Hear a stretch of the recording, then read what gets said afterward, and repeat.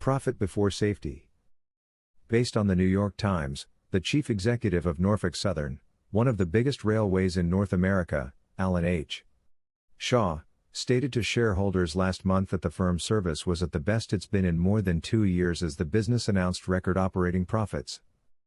A week or so later, in East Palestine, Ohio, one of the company's freight trains derailed, prompting the controlled burning of hazardous chemicals and the evacuation of hundreds of inhabitants.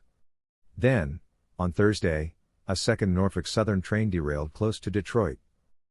The accident served as a sharp reminder that despite freight train firms' recent increases in profitability, accidents, some of them serious, continue to happen often on the 140,000 miles of track that make up their networks. According to a recent business presentation, the number of accidents on Norfolk Southern's railway increased each of the previous 4 years.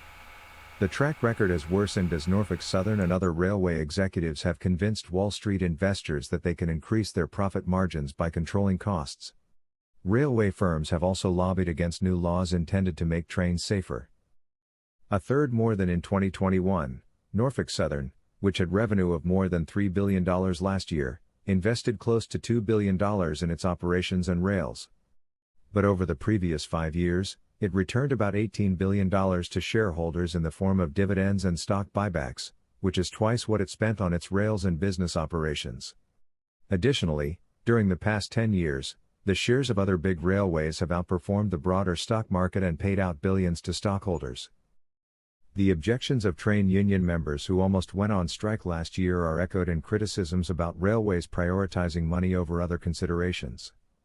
Due to staffing shortages and railway scheduling restrictions, employees claimed that taking time off, including for medical purposes, was difficult or impossible. Workers demanded paid time off policy to prevent a strike, but Congress and President Biden pushed a contract that only provided wage rises.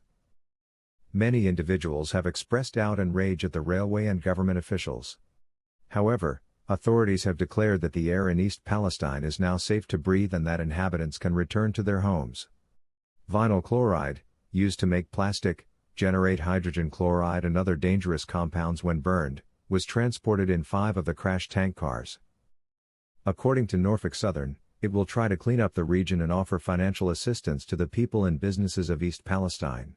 "We are here and will stay here for as long as it takes to ensure your safety and to help East Palestine recover and thrive," the chief executive, Mr. Shaw, wrote in a letter.